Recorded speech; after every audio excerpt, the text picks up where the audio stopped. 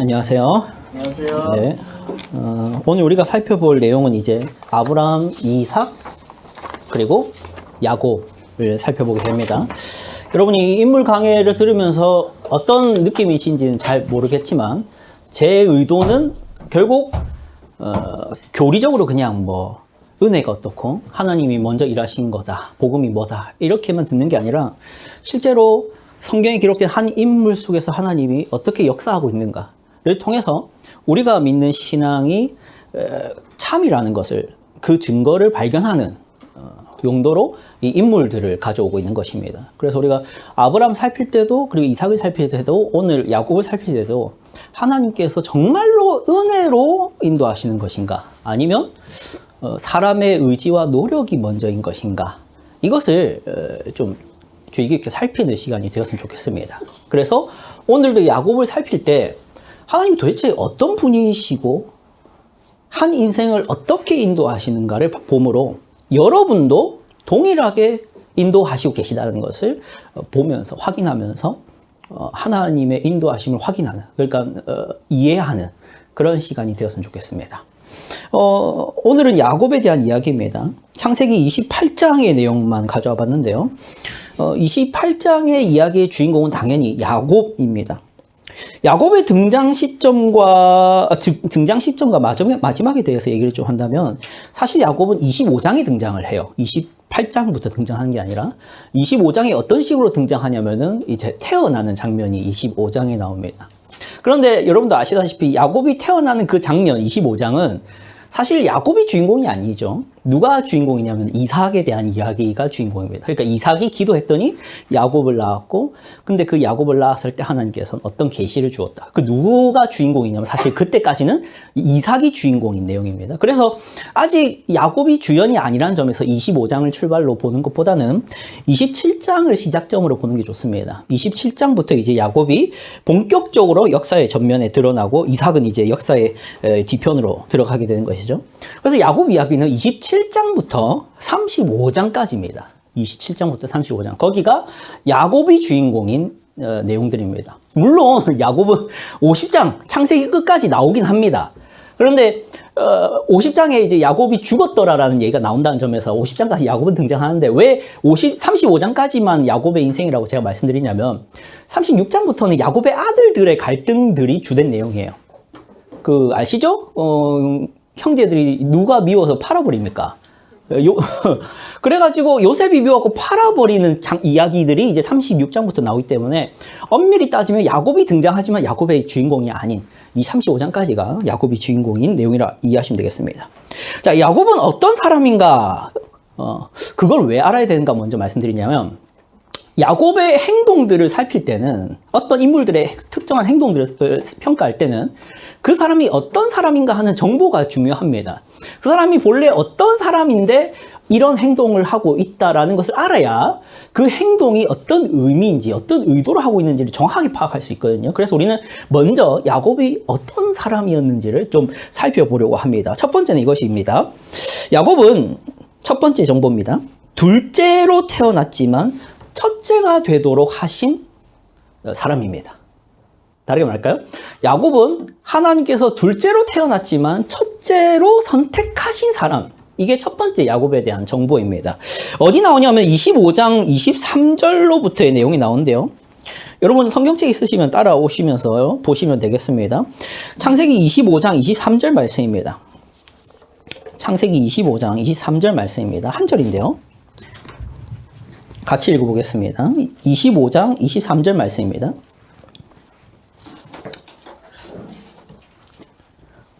같이 읽어보겠습니다. 시작. 여호와께서 그에게 이르시되 두 국민이 내 태중에 있구나. 두 민족이 내 복중에서부터 나누이리라. 이 족속이 저 족속보다 강하겠고 큰 자가 어린 자를 섬기리라 하셨더라. 아멘. 그러니까 태중에서부터 선택을 받은 거죠. 야곱은.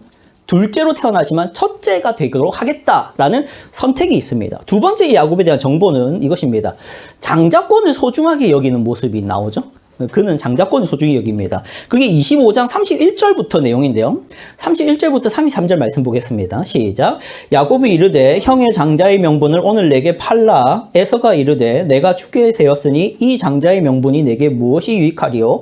야곱이 이르되 오늘 내게 맹세하라. 에서가 맹세하고 장자의 명분을 야곱에게 판지라. 그러니까 에서는 장자의 명분을 소홀히 여기고 있고, 반면에 야곱은 장자의 명분을 어떻게든 가져오기 위해서 노력하는 모습이 나타나는 것이죠.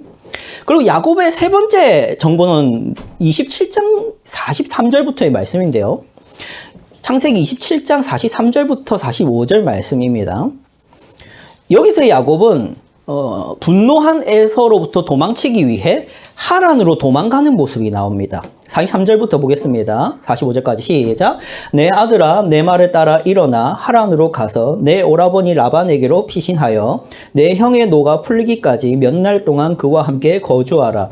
내 형의 분노가 풀려 내가 자기에게 행한 것을 잊어버리거든 내가 곧 사람을 보내어 너를 거기서 불러오리라. 어찌 하루에 너희 둘을 이르랴.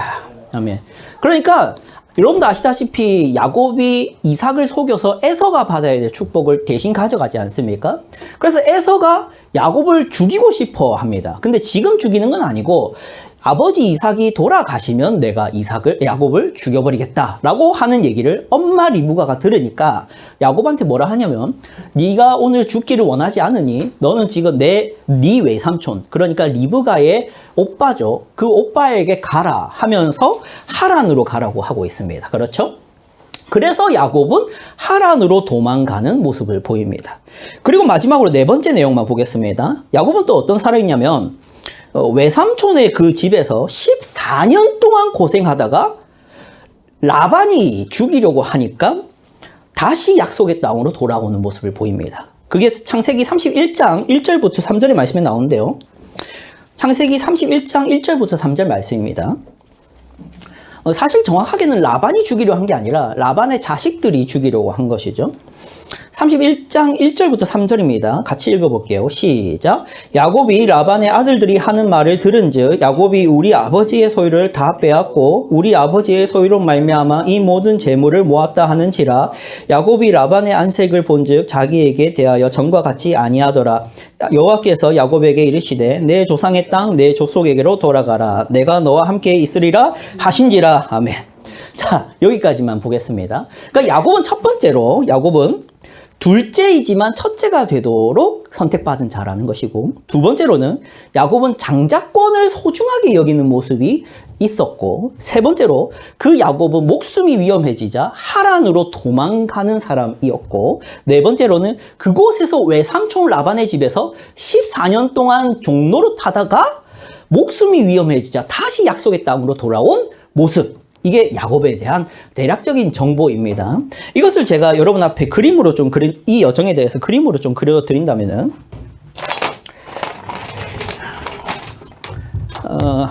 대충 그릴게요. 정확하지 않더라도 좀 봐주십시오.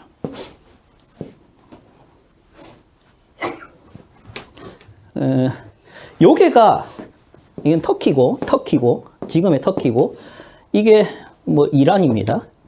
그리고 이게 이집트고요. 이거 사우디죠. 뭐 그때 당시 미디안이기도 한데, 요게가 가나안입니다. 요게는 지중해고요. 가나안입니다. 지금 야곱은 어디 살고 있었겠습니까? 가나안 땅에 살고 있죠. 가나안 땅에 살고 있어요. 부엘세바라고 하는데요. 여기에서 아브라함 때부터 이삭, 야곱에 이르기까지 살고 있었습니다. 그리고 이 가나안 땅은 성경에서 약속의 땅이라고 하나님이 주신 곳이었죠. 그런데 하란으로 갔다 했죠. 도망을 쳐서 외삼촌 집으로 가야 되니까. 하란이 어디 있었냐? 요게 하란이 있습니다. 요게 강줄기가 이렇게 있는데, 그림이 좀 이상하네요. 여기가 갈대아 우르라고 들어보셨죠? 갈대아 우르. 본래 누가 살던 곳입니까? 갈대아 우르라는 곳이. 아브라함, 그렇죠. 그 아브라함이 하나님의 계시를 받아서 계속 하나님이 꿈에 나타나셔갖고 가라 해서 처음엔 어디까지 갔었죠? 아브라함이 하란까지 갔습니다. 그런데 거기서 지체하고 정체하죠. 그리고 하나님이 12장에서 또 나타나셔서 결국 어디 들어갑니까? 가나안에 들어갑니다. 자, 그런데 지금 야곱은 다시 어디로 가고 있죠? 하란으로 돌아오고 있죠. 어떻게 보이십니까? 좋게 보이십니까? 안 좋은 거죠. 왜냐하면은 약속의 땅은 본래 어디죠? 여기입니다. 그러면 야곱이 하란으로 도망간다는 것은 어떤 의미를 가질까요? 다시 불신자의 삶으로 돌아가는 의미를 사실 상징적으로는 가집니다. 그런데 우리가 야곱을 그냥 야곱 불신자, 야곱 이상한 사람, 뭐 이렇게 단순하게 생각할 게 아닙니다. 만약 그렇게 한다면 야곱은 우리랑 좀 다른 사람으로, 나는 야곱은 아닌 것처럼 변명하고 넘어가게 되죠. 근데 사실 야곱의 입장을 생각해 보면 억울한 면이 많습니다. 어떤 점에서 억울한 면이 많습니까? 야곱이 이 브엘세바, 가나안 땅을 떠나게 된 경위가 있죠. 첫 번째, 어떤 경위입니까? 그는 아까 정보 봤었죠. 첫 번째, 어떤 사람이었습니까? 태생 전부터 하나님이 둘째지만 첫째가 되도록 택하신 사람이었습니다. 그렇죠? 그리고 또한 이 야곱은 장자권을 소중하게 여겼습니까? 안 여겼습니까? 소중하게 여겼다는 점에서 믿음, 복, 하나님의 구원, 하나님의 이름을 소중하게 여기는 신앙인이었다는 것은 확인을 할 수 있습니다. 자, 그런데 문제는 이것이죠. 그 장자의 권리를 가져오려는 그의 발버둥과 노력이 신앙인 같지는 않았던 것이 사실입니다. 그렇죠? 그는 일단은 곧 못 먹어서 기진맥진해서 죽으려는 형 에서를 두고 그 앞에서 팥죽을 쓰면서 기회주의자처럼 행동합니다. 이 팥죽을 팔아서 장자권을 빼앗아야지. 여러분, 그게 좋게 보일 수도 있겠지만 안 좋게 보일 수도 있습니다. 이것을 어떻게 평가할지는 성경이 말하지는 않습니다. 하지만 분명한 것은 야곱에게 그렇게 하라고 하나님이 하신 적은 없다는 것입니다. 그렇죠? 그냥 야곱이 자기 임의로, 자신의 지혜로 그러한 방식을 동원하는 것이죠. 뭘 위해? 장자권을 가져오기 위해. 또 두 번째, 야곱이 어떤 행동을 합니까? 결정적인 사건이죠. 이 하란으로 도망갈 수밖에 없게 만든 결정적인 사건이 또 있지 않습니까? 눈먼 이삭을 어떻게 하죠? 속입니다. 에서에게 축복하려는 아버지를 속이고 자기가 에서인 척해서 들어가서 축복을 빼앗아오죠. 그랬더니 에서가 어떻게 됐죠? 화가 나서 죽여버리려고 하는 거예요. 그러면 야곱이 하란 땅으로 떠나게 된 이 경위가 누구의 잘못입니까? 하나님의 잘못입니까? 그렇지 않다는 것입니다. 물론 그가 장자의 권리를 소중하게 여기고 하나님의 복을, 아브라함부터 이어지던 그 복을 내가 이어받아야겠다라는 영적인 신앙의 모습을 보이긴 했습니다만 그거를 얻어내기 위해 동원하는 수단은 세속적인 것이죠. 다르게 말하면 자기 지혜라는 것입니다. 그래서 하란으로 떠나는 이 경위를 보면 결국 그의 문제라고 할 수 있는 것이죠. 여러분 창세기 27장 41절에 보시면 여러분도 잘 아시는 본문인데요. 아까 읽진 않겠습니다. 아시다시피 야곱에게 리브가에게 약속을 했었죠. 둘째가 첫째가 될 거다라는 약속입니다. 그리고 야곱은 그것을 믿었던 것 같습니다. 그래서 그는 장자의 권리를 빼앗으려고 노력들을 해온 것이죠. 그러나 결국 그 결과가 하란으로 도망가야 되는, 다르게 말하면 약속의 땅 가나안을 버리는 선택을 해야 되는 지경까지 온 것이죠. 자, 여기서 야곱의 입장을 좀 더 주의 깊게 살펴봅시다. 자, 야곱이 지금 하란 땅으로 가는 이 행동이 의도적인 것입니까? 아니면 의도치 않은 것입니까? 야곱의 입장이 좀 되어보십시오. 혁주 청년. 야곱이 지금 하란 땅으로 떠나는 것이 자신의 의도입니까? 아니면 피치 못하는 것입니까? 반반인 것 같아요? 회장님 어떤 것 같습니까? 피치 못하다라는 아주 공감을 잘하는, 야곱의 입장을 공감을 잘하는. 좋습니다. 야곱의 입장에서 제가 야곱한테 가서 야곱 너가 지금 약속의 땅을 떠나는 것은 정말 불신앙적인 행동이야. 네 조상, 네 할아버지 아브라함에게 주셨던 땅인데 어떻게 네가 이 땅을 버리고 하란으로 갈 수 있어? 라고 말한다면 야곱이 뭐라고 말하겠습니까? 그러면 눈 뜨고 죽으란 말이냐? 넌 어떻게 그렇게 잔인한 말을 하냐? 에서가 날 죽이려 드는데 내가 여기 가만히 있어가지고 아버지가 돌아가시면 죽기만을 기다려야 되냐? 라는 그런 핀잔을 들을 것 같습니다. 근데 저라도 그런 얘기를 들으면 그럴 것 같아요. 왜? 내가 하란 땅을 떠나는 게 의도적인 건 아니기 때문입니다. 그렇죠? 어쩔 수 없는 상황이 됐기 때문에, 어쩔 수 없는 환경이 됐기 때문에 약속의 땅을 버릴 수밖에 없었다라고 말하고 싶을 것입니다. 그게 야곱의 입장이라는 것이죠. 예를 들어 봅시다. 자, 그런데 이런 의문인 거죠. 의도치 않은 피해나 범죄는 죄가 아닙니까? 라는 거죠. 내가 의도한 행동이 아니면 악한 게 아니다 라고 말할 수 있냐라는 의문을 좀 가져볼 필요가 있습니다. 자, 여러분이 만약 학생이라면 아니면 직장인이라면 한번 예를 들어 볼게요. 학생이라면 제가 어느 날 과제를 완성했습니다. 직장인이라면 내가 프로젝트 하나를 계획했습니다. 그래서 그것을 가지고 내일 발표를 해야 됩니다.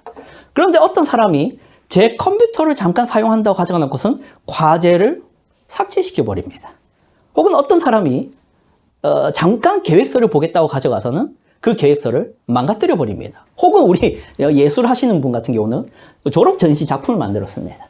그런데 어떤 사람이 지나가다가 툭 쳐서 그거를 깨뜨려 버립니다. 망가뜨려 버립니다. 자, 그러면 탓할 수 있겠죠. 그렇죠? 그러나 그 사람이 이렇게 말하는 겁니다. 내가 의도적으로 한 게 아니지 않냐. 내가 일부러 그런 게 아니지 않냐. 어쩔 수 없었고 실수다 라고 하면 여러분 용서하시겠습니까? 죄가 아니다라고 말해줄 수 있겠습니까? 물론 이렇게 생각하시는 분이 있을 수도 있습니다. 예시가 너무 극단적입니다, 강도사님. 차라리 그렇게 늘 그런 과제나 졸업 전시 작품이나 프로젝트 같은 것이 아니라 그냥 1,000원짜리, 10,000원짜리 이 정도 피해를 준 것이라면 저는 그냥 관대하게 넘어갈 수 있을 것 같습니다 라고 말할 수도 있겠어요. 그 정도는 너무 과한 것이고 조금 덜한 문제들은 내가 넘어갈 수 있지 않을까 싶습니다 라고 말하실 분도 있을 것 같습니다. 자, 그러나 여러분, 지금 제가 비유로 하고 있는 이건 우리 얘기가 아니라 누구에 대한 문제입니까? 제가 지금 비유로 하고 있을 분, 누구에게 피해를 끼치고 죄를 짓는 문제를 얘기하고 있는 것입니까? 하나님인 거죠. 지금 서로 우리끼리의 관계를 말하고 있는 게 아니라 야곱과 하나님의 관계에 대한 얘기입니다. 약속의 땅은 하나님의 주신 땅이고 거기에 대한 반항은 사람이 하는 문제라는 것이죠. 그래서 이것은 자의든 타의든 문제로 삼아야 될 수밖에 없는 모습입니다. 자, 지금 야곱은 분명 자신이 떠나고 싶어서 떠난 게 아니고 의도한 것도 아닙니다. 하지만 그는 하란으로 떠나게 된 것이죠. 여러분에게 질문 하나를 드리겠습니다. 질문 하나. 야곱이 팥죽으로 장자권을 사지 않았다면 하나님의 말씀이 실행되지 않겠습니까?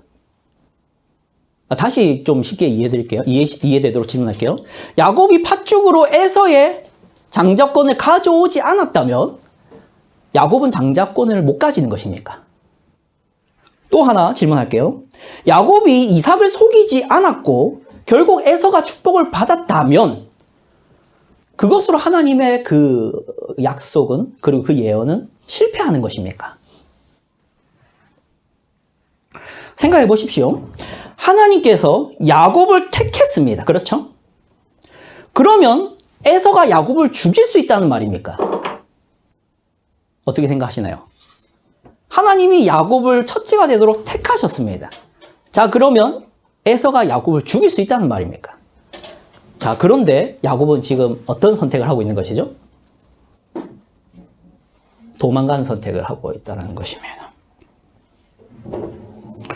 그러니까 야곱은 하나님을 신앙하지만 신앙하는 사람다운 행동과 모습을 보이는 것은 잘 못하는 그런 사람이라는 것을 알 수 있습니다. 그가 약속의 땅을 떠나서 하란으로 가게 된 이유를 한번 객관적으로 다시 따져봅시다. 그는 첫 번째, 에서에 대해서 어떤 행동을 했습니까? 팥죽으로 그의 장자권을 빼앗는 선택을 했습니다. 또 두 번째, 이삭을 속이고 에서를 연기한 행동 때문입니다. 자, 성경이 여기에 대해서 악하다는 식으로 말하진 않지만 야곱 인생 전체를 보면은 그는 문제가 있습니다. 그는 하나님의 장자권을 소중하게 여기는 사람임에도 불구하고 동시에 자기 생각과 자기 뜻대로 문제들을 해결하는 사람이기도 하다는 것이죠. 그러니까 야곱이라는 사람은 구체적으로 말하면은 신앙인인 동시에 세상 지혜로 살아가는 사람이기도 한 사람입니다. 이러한 사람이 우리에게 주는 메시지가 많죠. 창세기 25장 봅시다. 창세기 25장 말씀입니다. 25장 23절 다시 한번 같이 읽어보겠습니다. 창세기 25장 23절 말씀입니다. 시작. 여호와께서 그에게 이르시되 두 국민이 내 태중에 있구나. 두 민족이 내 복중에서부터 나누이리라. 이 족속이 저 족속보다 강했고 큰 자가 어린 자를 섬기리라 하셨더라. 아멘. 그러니까 하나님께서는 분명히 야곱을 아브라함, 이삭, 야곱에 이르는 축복의 통로로 선택하고 있습니다. 그리고 야곱은 그걸 믿는 믿음도 있습니다. 자, 그런데 문제는 계속 이거죠.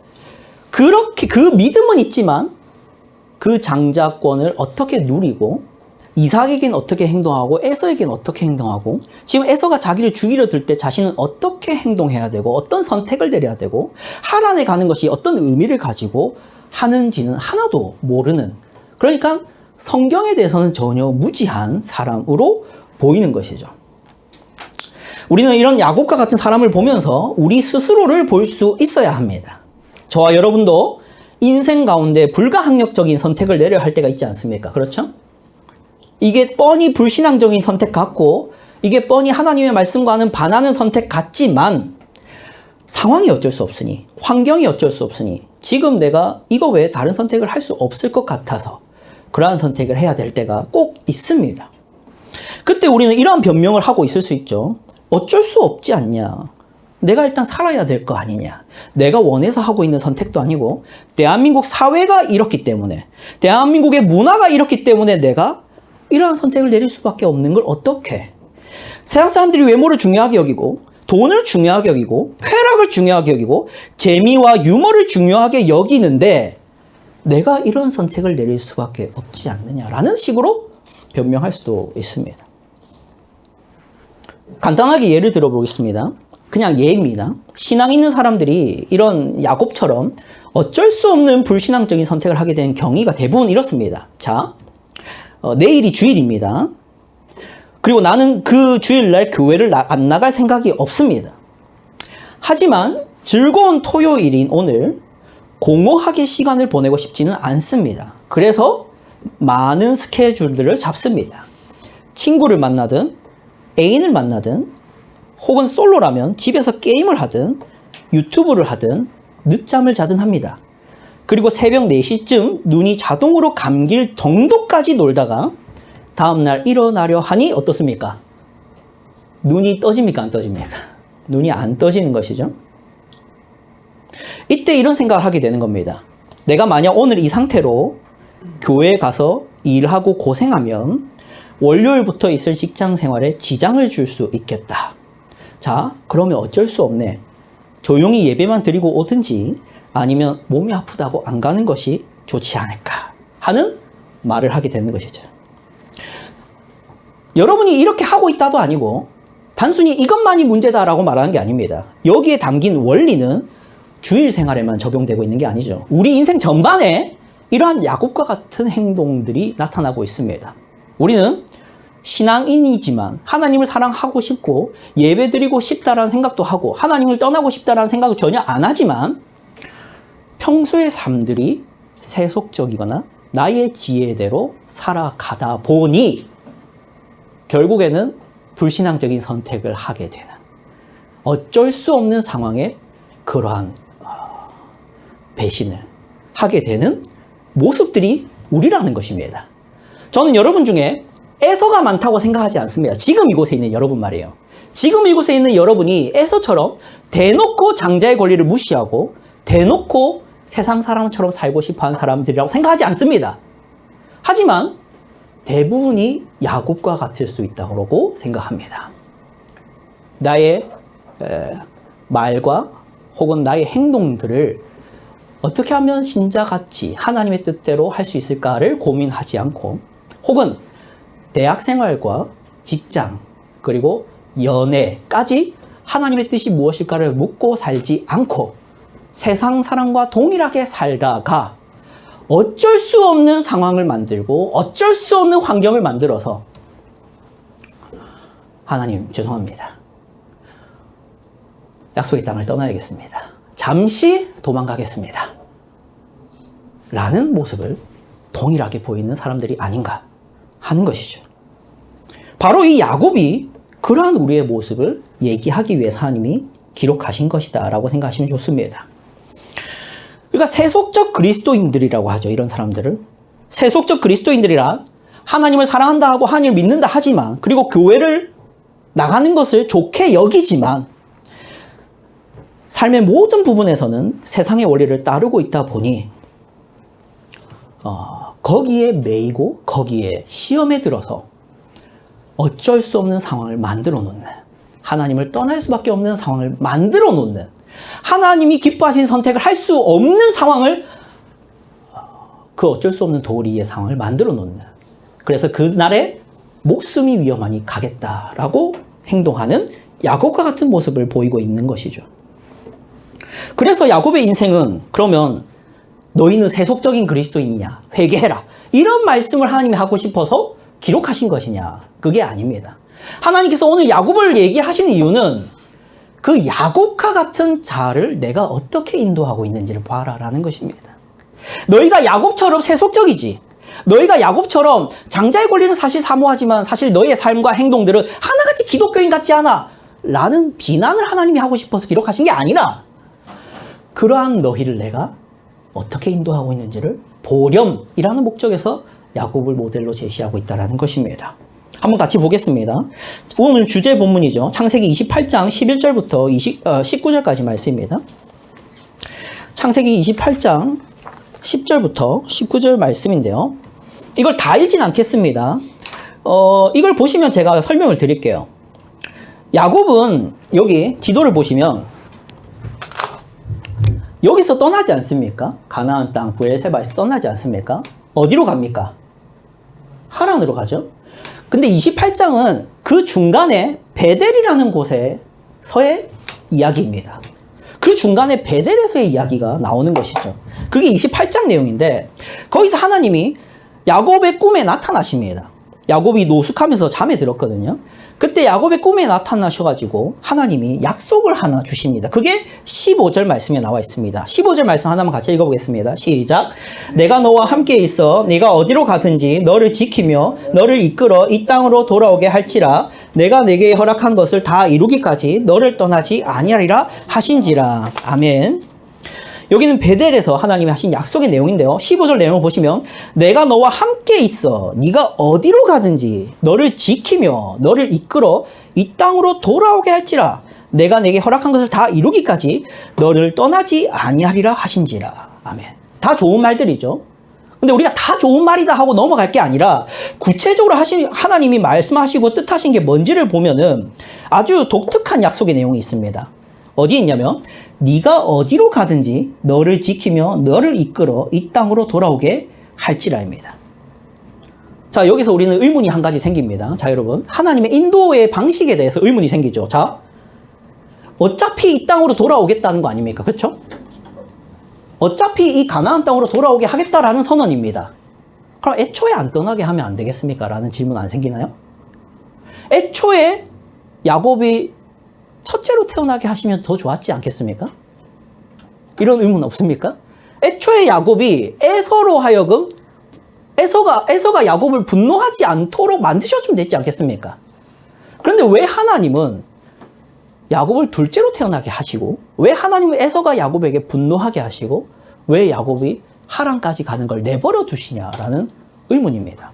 어차피 이 약속의 땅으로 돌아오게 하실 거 처음부터 이 일이 안 일어나게 하시면 되지 않냐라는 생각이죠. 여러분 신앙생활하면서 이런 질문 안 생깁니까?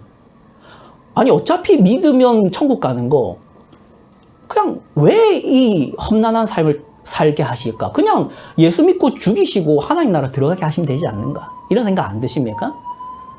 왜 굳이 이 땅에 태어나게 하셔서 죄인으로 살게 하시고 왜 굳이 하나님은 뒤늦게 예수 믿게 하셔서 이 삶을 끝까지 살게 하시냐? 어차피 천국인데.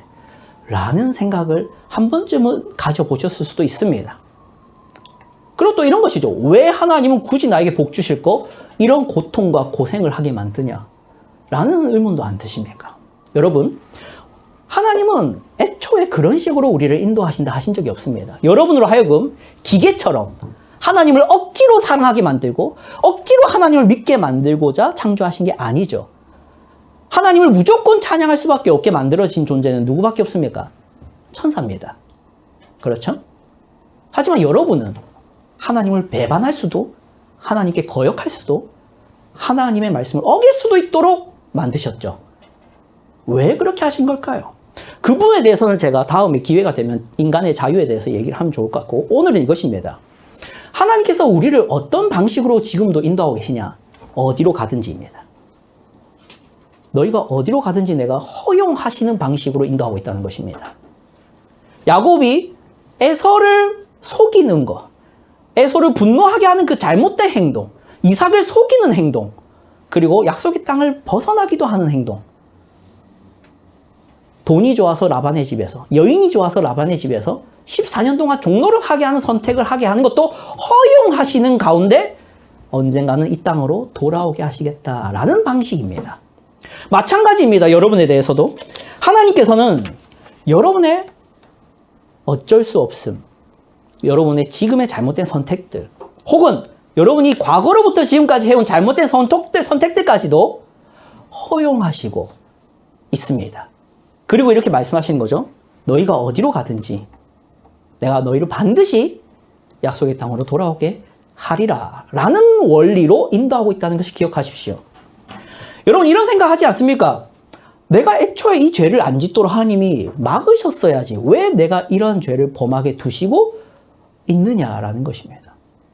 그러나 하나님께서 여러분을 그렇게 기계처럼 인도하고 싶어 하지 않는다는 것을 기억하십시오. 여러분의 범죄와 여러분의 불순종을 내버려 두시고 참으시고 오래 기다리시는 가운데 결국 설득하시고 납득시키셔서 여러분이 자원하는 마음으로 돌아오도록 인도하고 있다는 것을 기억하시라는 것입니다. 여러분이 지금 잘 살고 있고 순종하고 있기 때문에 하나님이 여러분과 동행하시는 게 아닙니다.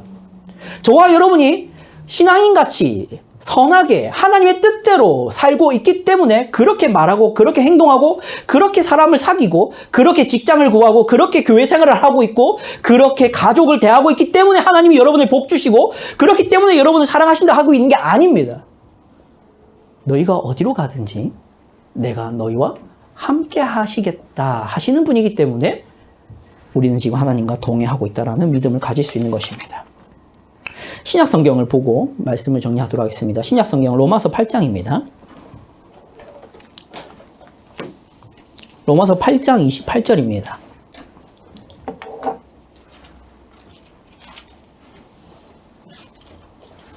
로마서 8장 28절 한 절입니다. 로마서 8장 28절 같이 읽어보겠습니다. 한 절이죠.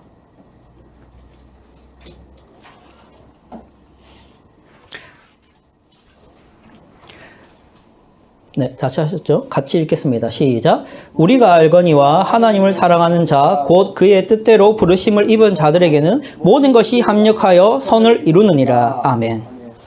똑같습니다. 결국 야곱의 인생을 인도하신 하나님이 동일하게 신약 시대에도 이렇게 인도하신답니다. 어떻게? 여러분의 모든 것이 합력하여 선을 이루는 방식입니다. 여러분의 모든 것이 뭡니까?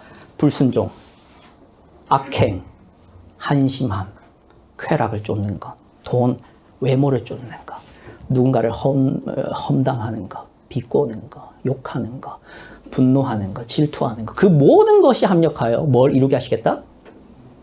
그게 하나님의 인도의 방식입니다. 마치 야곱이 결국에는 약속의 땅을 떠나서 하란까지 가는 그런 모습을 보면서도 내가 너를 언젠가 돌아오게 할 거야 라는 식으로 이끄셨듯이 저와 여러분이 다시 세상으로 돌아가고 다시 예전의 삶으로 회귀하고 다시 하나님이 없는 것처럼 살아가는 순간에도 내가 너희를 언제나 동행하고 결국에는 이곳으로 돌아오게 하시겠다라는 식으로 지금 여러분과 함께하고 있다는 것을 기억하십시오. 그리고 이것이 은혜라는 것을 기억하십시오. 이것이 은혜입니다. 여러분을 강제로 폭력으로 대하시지 않고 여러분을 인격으로 대하시고 있는 것입니다. 그렇게 하실 수도 있는데, 폭력으로 하실 수도 있는데, 그러지 않고 인격으로 대하며 기다리시고 돌아오게 하시는 하나님. 그런 하나님이 오늘도 여러분을 지켜보고 있다는 것을 기억하는 여러분 되길 바랍니다. 기도하겠습니다.